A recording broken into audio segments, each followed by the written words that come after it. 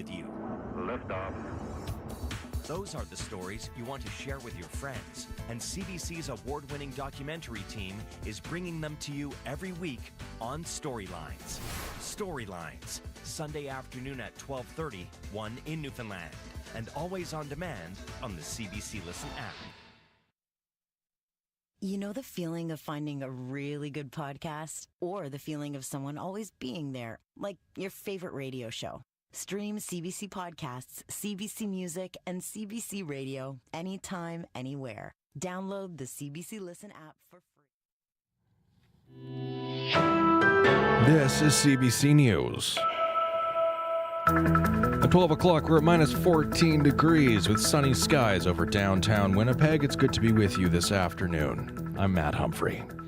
Staff at Winnipeg's largest hospital are calling for more safety measures after a security guard was stabbed by a patient. The CBC's Brittany Greenslade has your details. Staff at Health Sciences Centre say they're shaken after an altercation with a patient ended with a security guard being stabbed. The incident happened Thursday afternoon when a man in his 20s was receiving treatment in the emergency room. When he became aggressive, security was called in, and a staff member tells CBC the patient pulled a knife out and stabbed the guard in the hand. The man was arrested by police and is now facing assault with weapons charges. The staffer, who CBC is not naming, says it's the latest in a series of escalating violent incidents. He says staff are being threatened, verbally and physically assaulted daily, and recently a patient threatened to follow him to his car and stab him. He says more needs to be done to ensure the safety of everyone in the ER before someone is killed. Brittany Greenslade, CBC News, Winnipeg.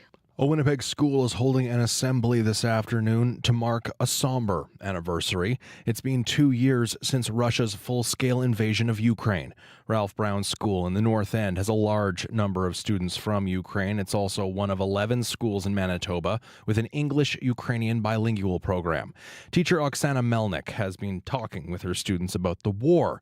She says it's important to commemorate the date and remember the people who have died. Things will get better eventually, but during these hard times, it's important to have our feet on the ground, to remember who we are and do the best we can do to support our families, our children, our future, because children are our future. More than 3,200 children from Ukraine have enrolled in K-12 schools in the province since the war started. Meanwhile, the Canadian government says it's toughening its sanctions against Russia. Ottawa says the economic restrictions are being imposed in coordination with Canada's allies. David Thurton reports. Nearly 2 years after Russia's full-scale assault on Ukraine, Canada is imposing another round of economic sanctions. 10 individuals and more than 150 entities now fall under Ottawa's special economic measures for Russia. According to Global Affairs Canada, these sanctions target those who support the Russian military through finance, logistics, and sanction evasion, and included an aid to President Vladimir Putin and senior officials with private and state-owned companies. Most of the sanctioned entities are part of what Ottawa calls the Russian military-industrial complex. Canada says it's also announcing a prohibition on exports of explosives, detonators that are known to be used to manufacture weapons. David Thurton, CBC News, Ottawa. And in Washington, we in the United States are going to continue to ensure that Putin pays the price for his aggression abroad and repression at home. That's U.S. President Joe Biden announcing more than 500 new sanctions on Russia. Most are designed to hamper Moscow's war effort in Ukraine, including new export restrictions and closing some loopholes in existing sanctions that Russia has exploited. Washington is also imposing sanctions on people involved in the imprisonment and death of opposition leader Alexei Navalny. Meanwhile, Navalny's mother says she's been given an ultimatum. Lyudmila Navalnaya says authorities have told her to agree to a secret funeral for her son, or they will bury him in the penal colony where he died. And she was given just hours to decide. Navalnaya said no and demanded authorities return her son's body. In other news, the government of Manitoba is providing close to $300,000 to get more wheelchairs repaired. The province says funding for wheelchair repair is no longer frozen and it's hiring more technicians. The minister responsible for accessibility, Nahani Fontaine, says having the right wheelchair can make all the difference for Manitobans living with disabilities. Manitoba Possible offers long-term loans of manual and motorized wheelchairs for 14,000 people. The program also repairs, maintains, and modifies wheelchairs for the users. The money will allow Manitoba Possible to expand their work into remote and northern communities. Montreal's 2 English universities are launching separate lawsuits against the Quebec government over tuition hikes for out-of-province students. McGill University and Concordia have both seen a significant drop in applicants. Both lawsuits argue the province's measures amount to discrimination under the Canadian Charter of Rights and Freedoms. And finally, tractors are back on the streets of Paris. That's the sound of farmers protesting the French government on the eve of the Paris Farm Show. President Emmanuel Macron is scheduled to open the event tomorrow. Farmers had largely suspended protests. Earlier this month, they had blocked roads and dumped manure in front of public buildings. The farm show attracts hundreds of thousands of visitors every year. Looking at the forecast, a sunny day ahead in Winnipeg. We're looking for a high of -9 degrees. In Brandon, a chance of flurries and cloudy, a high of -3. In Dauphin, a mix of sun and cloud, a high of -4. Flin Flon, a mix of sun and cloud, a high of -7. And in Thompson, more clouds as the day goes on with a high of -14 degrees. You're listening to CBC.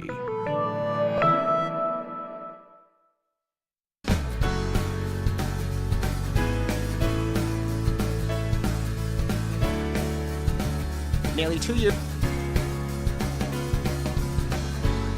Good afternoon, Manitoba. You're listening to Radio Noon here on CBC Radio 1, 89.3 FM, 990 AM, and everywhere on the CBC Listen app. I'm Corey Funk, in for Marjorie Dowhouse. Well, coming up this hour on the show, calling all Indigenous artists in Manitoba. A new contest is underway, inviting artists to depict the 7 sacred teachings. We're going to hear more about that after 12:30. But this half hour on the show, a member of parliament who represents the communities downstream from Winnipeg is disgusted the city, province, and Ottawa failed to inform people about the sewage leak into the Red River. We're going to hear from James Bizan coming up. But first, we'll take you to Churchill, where the town received over $60 million in infrastructure funding. That's coming up right here on Radio Noon.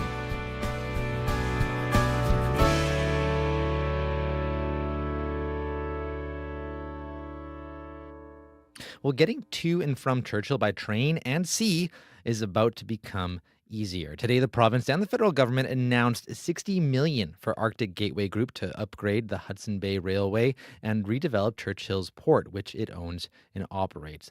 The hope is to be able to get more Canadian goods to international markets and attract tourists to the region. Representatives from a number of Canadian territories and European Nordic countries were in town for the announcement. So was Premier Wab Kinew and a couple Liberal MPs, and of course, Churchill's Mayor Michael Spence. Here's what Mayor Spence had to say. People may ask how things are now at the port and the rail. We're going to succeed in unlocking opportunities, and we're turning the corner. We'll see this port grow, prosper. I want to quickly touch on 3 points critical. First and foremost, this port and rail line is owned by Indigenous and Northern communities, and we're fully committed to the success of this. We aren't going anywhere. This is our home. We have a long-term vision. Secondly, most importantly, it's all about partnerships. And we partnered with our provincial federal government. And so we're getting there. We know where to go. It's critical that we thank our partners as we move through this. We have a vision. They share the vision that we have. Need to recognize the value of investment into this national strategic asset in Canada's north.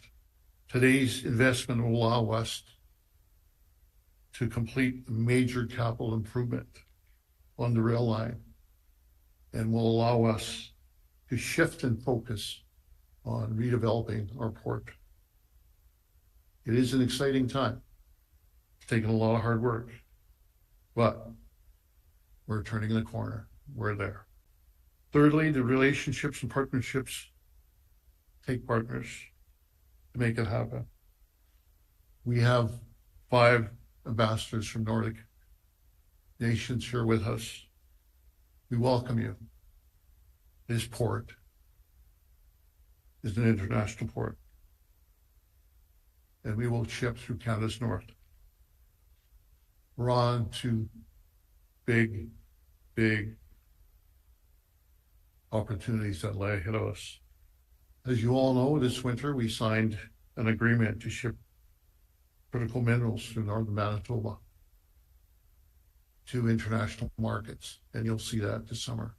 We are expanding our freight services, which we announced previously, and that'll happen this spring. We will have further announcements this summer in terms of other products going through.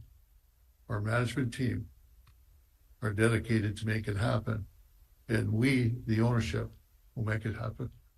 That's Churchill Mayor Michael Spence speaking just minutes ago at an announcement in Churchill. $60 million was just announced from the province and from the federal government for Arctic Gateway Group to upgrade the Port of Churchill and the Hudson Bay Railway. Well, for a reaction, we've reached Dave Daly, owner of Wapisk Adventures and the past president of Churchill Chamber of Commerce. Good afternoon, Dave. Good afternoon. So what do you think about this announcement?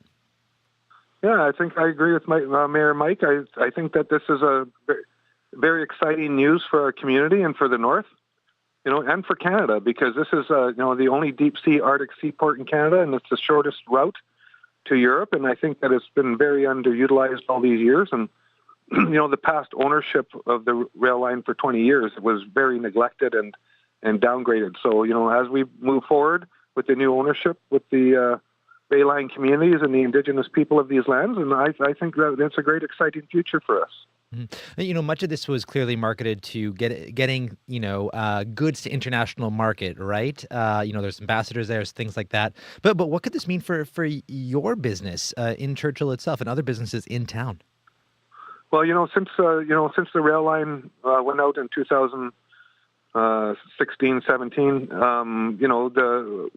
Our tourism took a big hit because we get a lot of our tourists here on the train, and then with the restructuring of the rail line and us getting it, a lot of millions of dollars have been put into here, and they're seeing the benefit of rejuvenating this only deep sea Arctic seaport in Canada, and part of that is with tourism. So we've been building tourism here with the loss of the jobs from the port over these years, because that used to be our biggest employer, and we shifted to tourism, which is now we're basically going year round here with tourism now, and we had our first cruise ship last summer. So with the infrastructure being upgraded at the Port of Churchill, we're hopeful that we'll get more cruise ships that'll come in here that will create a big economy for our community as well. Would you say it's fully recovered since 2016, 2017 at this point? I think our tourism is fully recovered here in Churchill, but we're still growing it. We have a lot of seasons here. That's what makes us unique in the tourism world. Time Magazine just released their 50 most amazing places on this planet, and Churchill comes in at number 5. We have a lot of seasons here. We have the beluga whale season, where we have thousands of whales in our estuary. We are the polar bear capital of the world, and we have the biggest population of the polar bears in the Western Hudson's Bay who come to Churchill to wait for the sea ice to form every fall, and we have a big season there. We have a fall color season that's building when this landscape up here in the north turns vibrant during the fall, and that's becoming a new attraction. We have 600 different species of birds here that come through here in the spring and the fall, and it's a birder's paradise. And right now we're in the middle of the aurora season, where tourists from around the world come to view the famous aurora borealis up here in Churchill, where it was studied, back in the 50s, 60s, and 70s, where they fired over 3,000 rockets into the aurora. So we are the best place on the planet to see the aurora as well. So we've got these upgrades coming to the rail line, to the port. But what do you think Churchill still needs to unleash its full potential to really become the town you think it can become? Well, I think that our infrastructure up here in the north is always a big challenge, and a small population of people that we have here now, which is about 800 people that live in our community. And I think the challenges are getting overcome one by one. I think that the biggest one, and as Mayor Mike said on the news release here, is that they're seeing the benefits of this only deep sea Arctic seaport in Canada, and we're one of the only Arctic nations that haven't developed our northern seaport. So I think that's a big infrastructure for Canada and for Manitoba and for the communities north of us in the 8 communities in Nunavut, where the resupply can flow finally through our province again on a safe rail line and resupply those 8 communities north of us. And I think we got, when we get that back from when the rail line went out, because a lot of the stuff comes out of Quebec now that resupplies those 8 northern communities that are just north of Churchill. And you have to realize too that we are the center of Canada. Manitoba is right in the center of Canada, and it leads right into the center of the state. So I think, this infrastructure is very important for this whole continent, not just Canada. Sometimes I think that people forget that Manitoba is technically a maritime province. I know I have a little poster, and I used to live in Newfoundland, and it's of belugas, and it says Manitoba underneath. And when people saw it, we put it up in our house, and we had visitors by. They'd laugh like, "Huh, that's a funny joke." I'd say, "No, we have belugas. Like we're on we're on the sea." What do you think it'll take for the rest of Canada, the rest of the world to recognize the potential that Churchill has? That Manitoba is a maritime province. Yeah, well, I know that the tourism industry recognizes us because of that latest release of the 50 most amazing places that Time Magazine did, and we're number 5. And on Lonely Planet, we're recognized as top 10. But it's always the biggest obstacle is accessibility. And when we don't have this rail line, we're not as accessible as we are. So now with this infrastructure being upgraded, and the trains on time, and the trains safer and faster and more efficient, is going to build our tourism even bigger and better. So I think that's like the world sees it; they know it. And what's the sense around town about the future of Churchill? Are people feeling optimistic, or do people just kind of see this as like a flash in the pan announcement? Well, no, I love our community here, and we're always talking to one another. And I think everyone's, really optimistic. I think that, we want those jobs back. We want our youth to stay here in town, and we need to create those jobs. We've been creating a lot of jobs in the tourism industry here, and it's all local people that are operating these businesses and are working within these businesses. So I think that it's that's our future, and people want to stay here and work here. And we really are super happy with this announcement today. Through all of this, there's also this kind of, looming cloud of climate change too, right? That impacts, behavior of things like polar bears, which are a big attraction. Is that something that concerns you in the future? Like, does that put a damper on some of this optimism for you, or how does that impact things, the way that people kind of see the future of Churchill? Well, there's all kinds of things that people say are going to happen in the future here, but we're trying to protect our population here of our beluga whales and our polar bears and all the animals that live around Churchill. Our community is 68% Indigenous, and we have a lot of connection to the land around here. And yes, we do see the changes and, new species coming into our area and stuff like that. And yes, we are concerned about our polar bears for their future. But, the whole world has to get on board with that.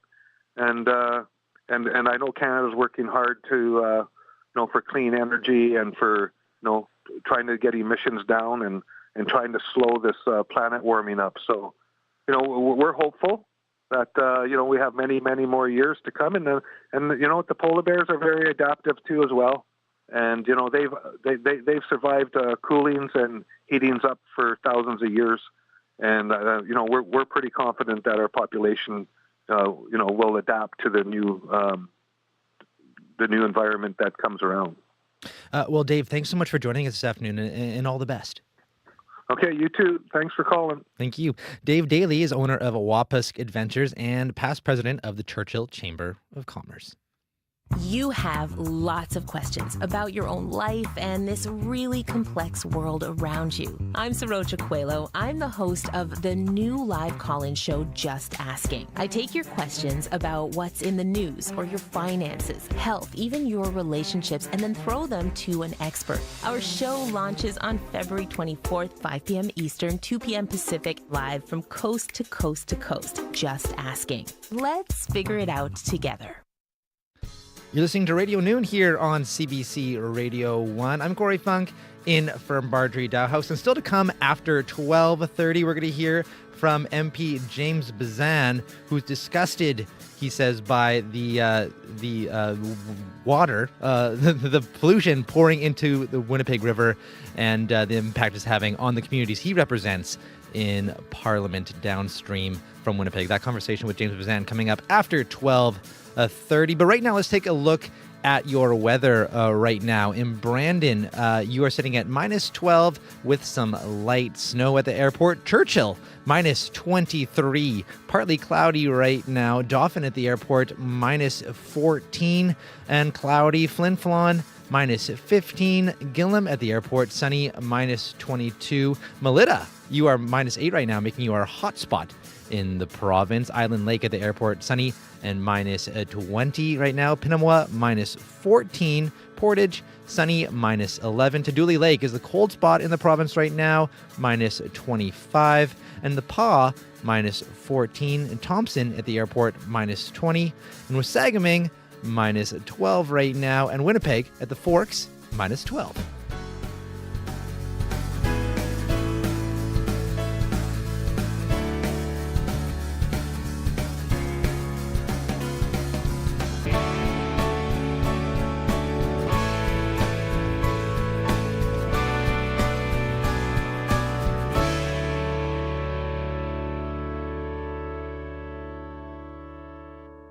Well, an art contest is now underway to find a Manitoba artist who can best depict the 7 sacred teachings. And you might be a bit surprised by who's putting it on. Well, the 7 teachings are the core values of the Manitoba First Nations Police Service, who's running the contest. And it was just launched on Wednesday. The MFNPS is calling on all Indigenous artists in Manitoba to get creative and submit their work. Doug Paulson is the chief of the Manitoba First Nations Police Service. Good afternoon. Good afternoon. Thanks for having me. So tell us more about this art contest that your police force has launched. Yeah, we felt we're always looking for creative ways to, bridge a gap, or if there's a gap between the police and the public. And we thought this might be an interesting way to do it. We have sort of embedded these teachings into how we operate as a police service, and we thought this might be a little bit of a unique way to approach it. Can you just remind us what the 7 sacred teachings are?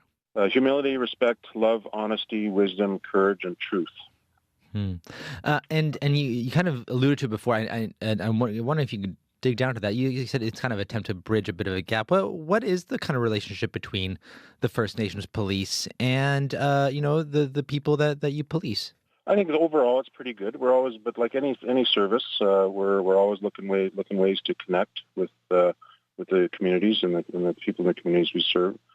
We're a very community-based model of policing, and of course, being a First Nation service, our focus is on the Indigenous and First Nation aspects and connections.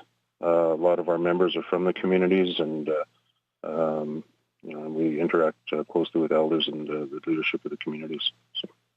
And this is the first time you've done a contest like this. What'll happen with the winning artwork? Well, we wanted to ensure the ability to use the graphics for years to come, to make them part of our organization, while, of course, giving full credit to the creative work of the artists themselves. We have other graphics that we've used in our boardroom and different things, and in our annual reports and such. But the strategic plan they're more of a more generic, obtained from various outlets. We thought we'd have something that we could maybe be sort of unique for our service, and like I said, we can use for our publications and promotional material and different things moving forward. And who's going to be judging the artwork, and what are they going to be looking out for? We're going to put together a committee, in the process of putting in a little committee. Of course, some of our internal leadership, and then along with a representative from our police commission, and hopefully, or we will, an elder or two from one of the communities, and as a group, we'll be looking at what what not only unique, but what sort of maybe depict our service a little bit. Of course, using the standard graphics representing the various teachings. And I understand that you're actively recruiting new officers right now. How many new officers are you looking for? The service is definitely in a growth situation. So we have one of our first dedicated recruit classes in class right now, with approximately a dozen candidates scheduled to graduate in April, and then our intent is to run another similar class in the fall again, because as the service grows, we need to build our structure and capacity, and then of course there's other communities that want to move into more have their own First Nation police presence in the communities. So. How tough is it to recruit for the First Nations police? We've been pretty good, Don. Like, I know everybody. It's an interesting time because all police services are looking for officers and staff, and we're no different. We're focusing a lot on in the communities that we police and the other First Nation communities in the province, and we've had fairly good success. It's always challenging, but we're out there and making sure people are aware that. First of all, that we exist, and that it's a very interesting and career to move into policing, and especially the way we provide with the connection into the communities can be very rewarding for the folks coming on board. So we're out there for the traditional job fairs, things like that, but also if anybody we make the extra effort if there's anybody that has expressed interest, or if they shares with us, they think of somebody that may be interested and just sort of maybe doesn't hum and haw, and not sure if they can do it. We'll definitely reach out to them and make sure they're aware of what the service is about. Do you have to be First Nations to work for the First Nations Police? No, obviously it's one of the one of the goals of the service is to have as many First Nation officers as possible, but no, we still have to staff and provide the service. So there's by no means, if there's someone who's interested in unique policing experience, by all means get in touch with us, and we'll work on it. And are you recruiting because you're short police? Or is that because the force is growing? There's just a larger population that you need to police? A little bit of both. There's always vacancies. Every service. Policing service that I'm aware of will have vacancies for various reasons, but it primarily is that the service is expanding. So the retention is getting better, recruitment's getting better, but there's a lot of communities that are expressing interest, and it appears there's certainly the political will, both from provincially for sure and federally, to move First Nation policing forward. Before I let you go here, Chief Paulson, so if people want to submit their artwork, back to this contest here, what do they need to know if they want to submit their artwork? It's all on our website. The actual posters on there. I would suggest go on the website, and it lays out the details. It's fairly straightforward, and open up, of course, with a focus on Indigenous artists in the province of Manitoba, but of course it'd be open to anybody. Well, Chief Paulson, thanks for joining us this afternoon, and looking forward to seeing what this contest produces. Okay, thanks very much. Doug Paulson is the chief of the Manitoba First Nations Police Service. Deadline for submissions is noon at March 22nd. The winner will be announced March 29th. And for more info, you can visit mfnp.ca. Well, coming up to news here, but before we do, let's just take a quick look at your weather and the weekend forecast. We'll have a deeper look with Riley Lechuk in a little bit here, but -8 right now in Winnipeg, or is the high today. But then tomorrow, get this, +8 will be the high here in Winnipeg. Brandon, a similar nice day ahead for you tomorrow. -3 is the high today. Tomorrow, high of 5 degrees and sunny. Dauphin, -4 is your high today. Looking ahead to tomorrow, 2 degrees on Saturday. And Thompson, -14 is your high today, but then warming up to your high is -3 tomorrow, but some periods of snow for you as well. Still to come, a conversation with Member of Parliament James Bazan, who says he's disgusted by the sewage going through the communities that he represents. That's coming up after your CBC Winnipeg News. This is CBC News. At 12:30, we're at -12 degrees with sunny skies over downtown Winnipeg. Good afternoon. I'm Matt Humphrey. Staff at Health Sciences Centre in Winnipeg say they are shaken after an altercation with a patient ended with a security guard being stabbed. The incident happened yesterday afternoon when a man in his 20s was receiving treatment in an emergency room. When he became aggressive, security was called in, and a staff member tells CBC the patient pulled a knife out and stabbed the guard in the hand. The man was arrested by police and is now facing assault with a weapons charges. A weapon. An organization that provides wheelchairs to more than 14,000 Manitobans is getting an increase in funding. Manitoba Possible not only has long-term loans of wheelchairs, it also services and modifies them to people's specific needs. The $288,000 for this year will allow it to hire technicians who can repair the wheelchairs in people's homes.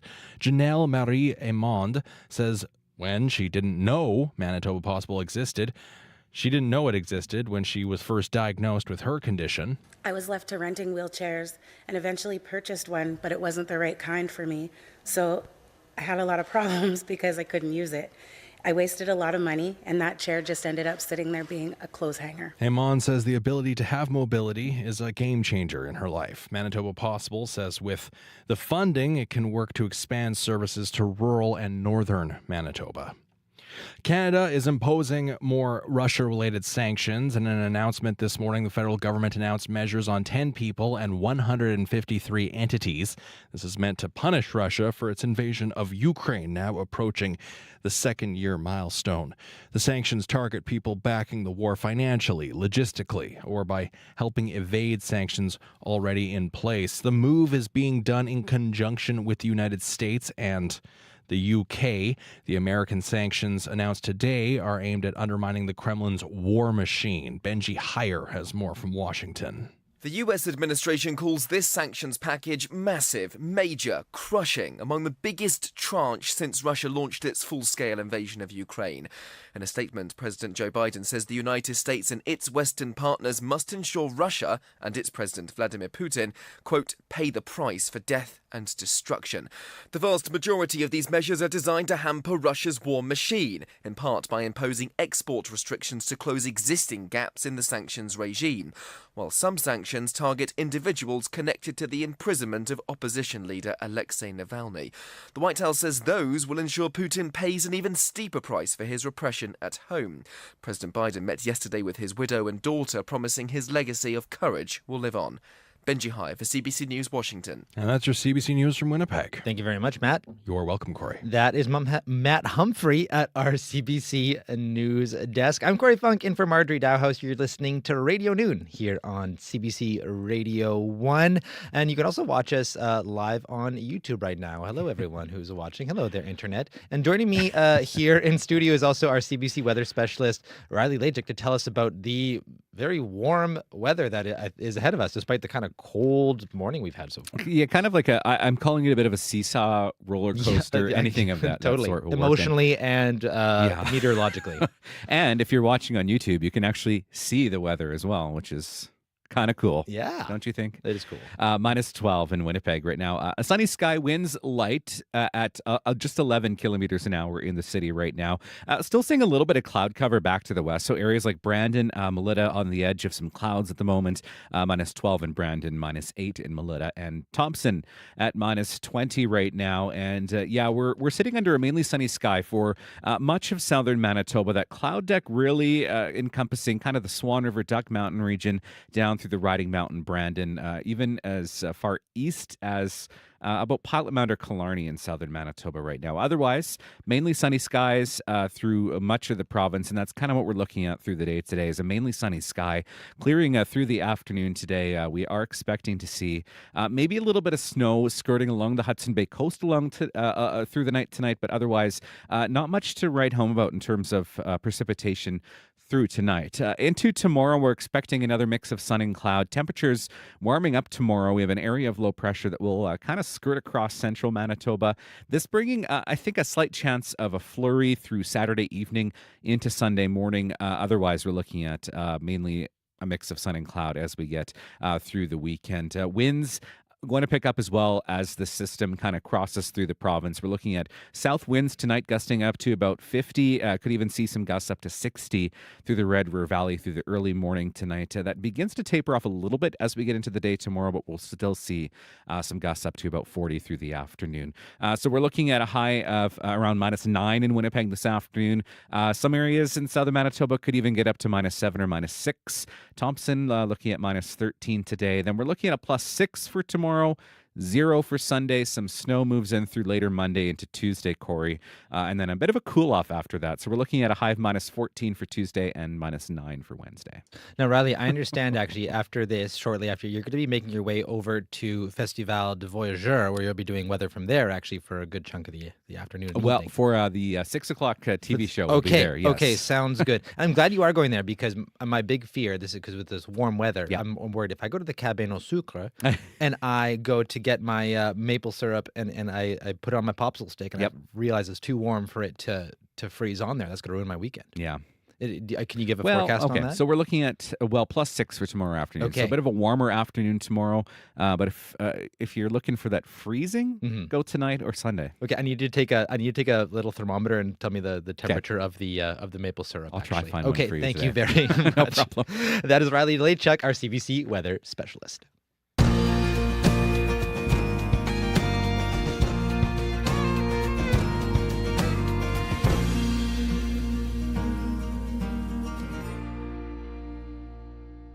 12:36 right now here on Radio Noon. I'm Corey Funk in for Marjorie Dowhouse. Well, for nearly 3 weeks, raw sewage has been leaking into the Red River. It's coming from aging sewer pipes that run under the Red in South Winnipeg.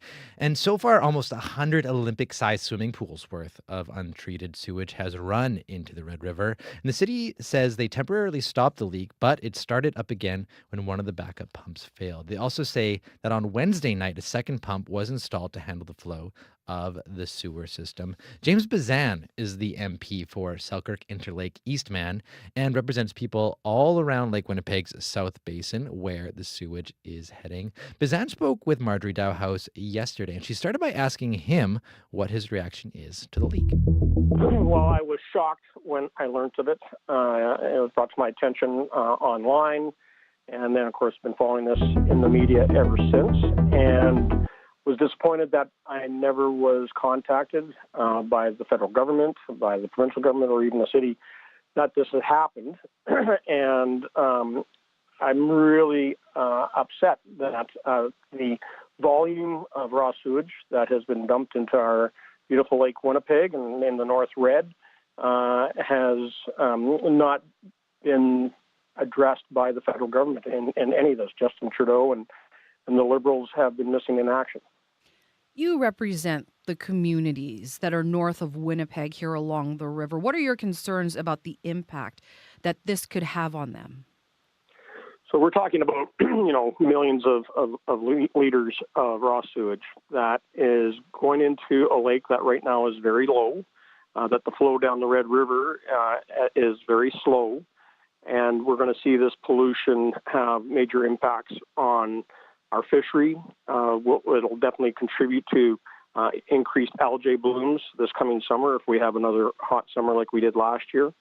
And ultimately, this also impacts upon a lot of the rural communities along Lake Winnipeg that use the lake as their primary source of drinking water. And that is dangerous to say the least. But again, if you look at our fishery, both from a recreational standpoint and our commercial inland fishery that has had just a phenomenal year so far this year, this will have long-lasting impacts on the health of the fish. And ultimately, the federal government, under both Department of Fisheries and Oceans and under Environment Canada, have the power to intercede here. It's not just about handing out fines and penalties. It's about assisting the city of Winnipeg and getting this up and running so that we can protect the fishery, the water quality, and ultimately Lake Winnipeg long term. Lake Winnipeg are monitoring the situation closely. What questions do you have about the extent of this leak or how long it's been going on for? Well, I'm very concerned that, they knew that these pipes are old, that this goes back to 1970 when these were originally installed. And you would think that, there would have been discussions, and I hope there's been discussions between the city of Winnipeg, the province, and the Trudeau government about using programs for infrastructure. You look at some of the programs that we have under the Government of Canada, they're specifically laid out there to help with municipal infrastructure to limit pollution, to protect water quality, to reduce the amount of nutrients that are pumped out through the effluent that comes from municipalities when they discharge their lagoons. And I think when you look at this situation, and maybe a lot of people haven't realized yet that this isn't the normal emergency discharge out of the North End water treatment facility. This is raw sewage that is flowing directly into the lake and has been going on now for coming on to 4+ weeks, or 2+ weeks, I should say. It's been really flowing since February the 7th, is my understanding. And there's been very little done in the way to stop it. And actually, if you look at the original problem was identified back in November when they found the first small leak in the first pipe, and then they transferred everything over into the second line, which couldn't handle the flow and ultimately burst. How do you think then the city and the province should be held accountable for this leak? Well, I think that, the federal government should, first and foremost, be on the scene assisting with stopping it. There is no doubt that, if this had happened accidentally, there is the ability to claim underneath both the Fisheries Act, as well as under the Environmental Protection Act, that they weren't responsible for the discharge of deleterious substances, even though it wasn't permitted. I think that they can get around that, but at the same time, I believe that everybody downstream, whether it's on the North Red or in Lake Winnipeg, deserves answers. There needs to be transparency here of how this happened. Why weren't these pipes replaced in a timely manner and allowed this type of environmental degradation? We've heard from Winnipeg leaders that have been saying that for a long time, that the city has aging infrastructure, that they need more help from all levels of government to address the shortfalls and to help rebuild that infrastructure. So what role do you believe the federal government should play in that? Well, there's definitely a funding level that is required there. And, it's about, one, is prioritization by the city and the province to make this a necessary action. As long as I've been a member of Parliament, we've always been asking the city of Winnipeg to make the upgrades to their sewage systems and their wastewater systems a priority. And I believe that we're starting to see that happen now with the mayor and council.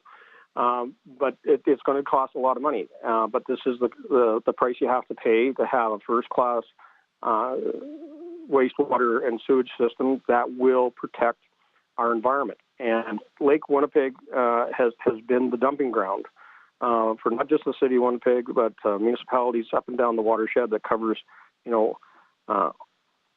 4 provinces and 3 U.S. states, all flow north into Lake Winnipeg. And we have been for far too long calling on governments at all levels. Now, in a statement that you issued about this sewage leak, you said that Canada's Conservatives have long fought to keep our waterways, lakes, and oceans free from untreated sewage. But as we heard from leaders north of Winnipeg, this isn't the first time. This has been happening for years, and they've been seeing it happen over and over again. What would the Conservatives do to prevent this from happening again, or to protect those communities from what's being dumped here in Winnipeg? No, I can tell you that when we were government, we tried very hard with the city of Winnipeg at that time to upgrade their north end water treatment facility, which wasn't a priority for them at that time, and nor the provincial government of the day at that time as well, which was unfortunate. But it takes, all parties have to come to the table and be prepared to, have the dollars in their pocket to make this happen. I look at, cities like Selkirk, municipalities like Gimli, who have invested in, with federal and provincial dollars, to upgrade their sewage systems and their water treatment plants and putting in new lines throughout their community. We're seeing that as well in Arborg. And it is important that communities continue to lead on this. And so it comes down to that, and I believe that this is a wake-up call for all of us.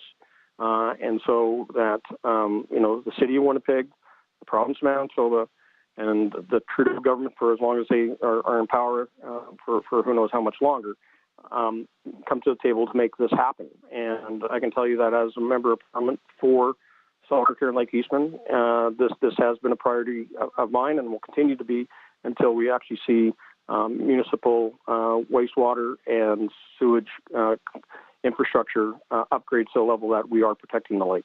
MP Bazan, thank you so much for taking the time to join us today here on the show. I appreciate it very much. That's James Bazan. He is the Conservative MP for Selkirk Interlake Eastman. He was speaking to Radio Noon host Marjorie Dowhouse. Hi, I'm Leah. And I'm Phelan. We're the hosts of the irreverent history podcast, The Secret Life of Canada. We've covered everything from the history behind the iconic Bay blanket to why blackface is still a thing and how all our histories can be traced back to our relationship with water. Oh, you forgot about the controversial debate over which dessert is the most Canadian, the butter tart or the Nanaimo bar. Yes, I did forget that. That was intense. The Secret Life of Canada. Available now on CBC Listen or wherever you get your podcasts. 12:46 right now here on Radio Noon. I'm Corey Funk in for Marjorie Dowhouse, and we have a little bit of time here for some music from roots rock legends, Blue Rodeo. This is Till I Am Myself Again.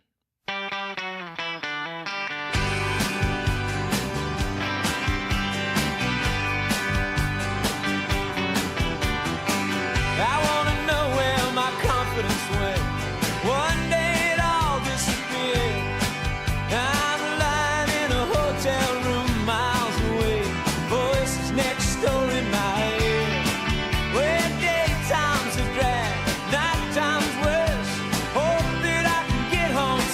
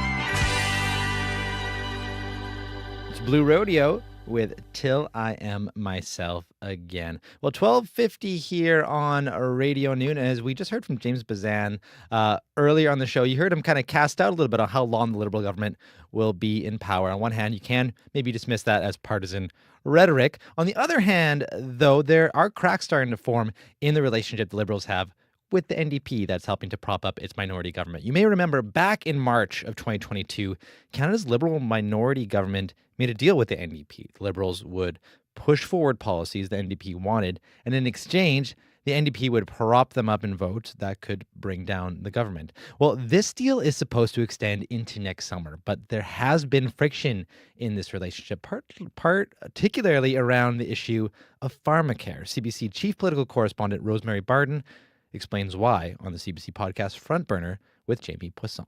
So pharmacare is, you're right, much more complicated. And I think from an ideological point of view, this is where the two parties have very different views of how this should work. And here the Liberals have talked about pharmacare probably in every election that I've covered. They've discussed some coverage to help people. Canada is the only country that has a universal health care program and no universal drug program. So there has always been a desire on the left and from progressives to try and get something in place. But this has become increasingly sticky. It's also already in overtime. The timeline was extended. It was supposed to happen by the end of the year. They were supposed to see something move on that. They couldn't get there. So now we're looking at March 1st as the next deadline. And in the agreement, the fine print of the agreement, the deal is really to try and get steps toward some sort of national pharmacare program. And I think that's important because it will not be a full-blown universal national pharmacare program. It will just be steps toward. Mm-hmm. How many steps? How far the NDP will push the Liberals? I think that's the part that we don't know. And the major sticking point seems to be, from what we understand, is around what kind of pharmacare are we talking about here. The NDP would like a universal single-payer system. Right now we have a model of public and private. So if you have private insurance, you do that. Some places they have little bits of things, and it's all different depending on where you live. This idea by the NDP would mean that just like healthcare, you would get your prescription from your doctor for whatever prescriptions you need, whatever drugs you need. You'd go to the pharmacy and it would be covered, and it would be covered by the federal government. Yeah. But the cost is massive for that kind of thing. It's anywhere between $15 to $30 billion, depending on different estimates. And also, I think lots of people would question whether it's needed. Why would you encourage people to give up private insurance in order to go on a public program? And that's where the rubber meets the road for the two parties. The Liberals are looking for more of a mixed system to fill in some of the gaps for people who have no coverage, kind of like dental care, or potentially for particular drugs for rare disease or expensive drugs like diabetes where people really need it. That was CBC's Rosemary Barden on the CBC podcast Front Burner. You can listen to that podcast wherever you get your podcasts. The rise of digital music has changed the rules of the game. Who's in charge of what we listen to when we don't choose it for ourselves? Find out who benefits, who gets to pick the winners and the losers. The market has become really flooded with so much new music. Take a closer look at what's really going on in today's music industry. Watch the new documentary, Big Music, on CBC News Explore. Stream free on CBC Gem and CBC News app. Well, 12:54 right now. How about we ease you into your weekend with a little bit more music for you here. Here's the latest release from Métis singer-songwriter Nelson Little. This is Just Make It Happen.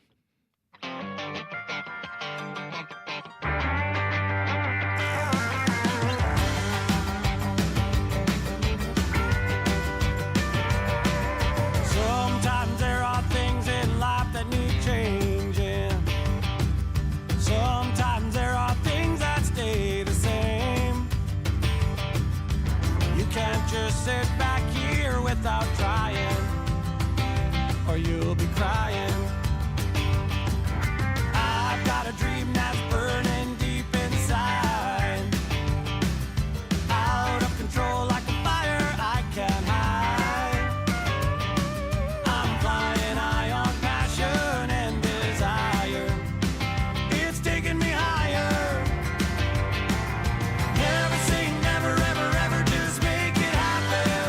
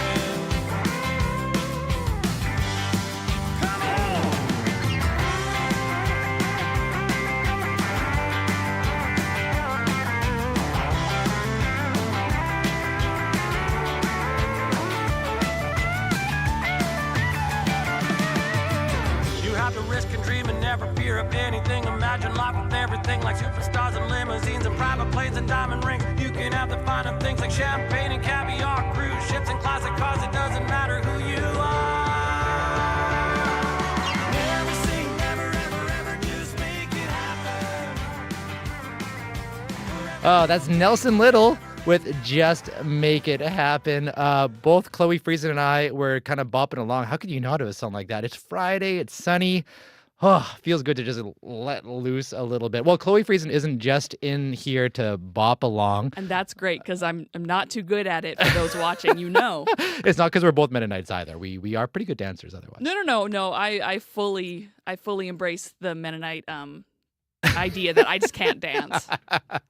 I try to break the mold a little bit. I got a little groove. Okay. Well, anyways, Chloe Friesen is guest host today on Up to Speed, and she's here to tell us a little bit about what's in store. What you got going on? Yeah, so if you know me, you know I love pop culture. So I'm very excited for our pop culture column today. Rat Simon Play is going to give us his take on the upcoming Japanese historical drama Shogun. Ooh. Early reviews, they're glowing, earning a 100% rating on Rotten Tomatoes. So that's coming up, and it's a samurai show. Wow. So very Okay. excited to hear more about that. Well, thanks a lot, Chloe. No problem. That's Chloe Friesen, guest host of Up to Speed. You can catch her this afternoon from 3 to 6. Well, that is a wrap for the Friday edition of Radio Noon. It was a pleasure to spend lunch hours with you throughout the week this week. Big thanks to everyone who helped put together today's show. Matt Humphrey, Riley Lachuk, Marjorie Dowhouse, Travis Peterson, Daniel Friesen, Dylan Longhurst, Nelly Gonzalez, and Leif Larson. I'm Corey Funk, in for Marjorie Dowhouse. Hope whatever you find yourself up to this weekend, that you find yourself doing something you love with the people you love. Up next on CBC Radio 1, CBC Podcast Showcase. Have a good one.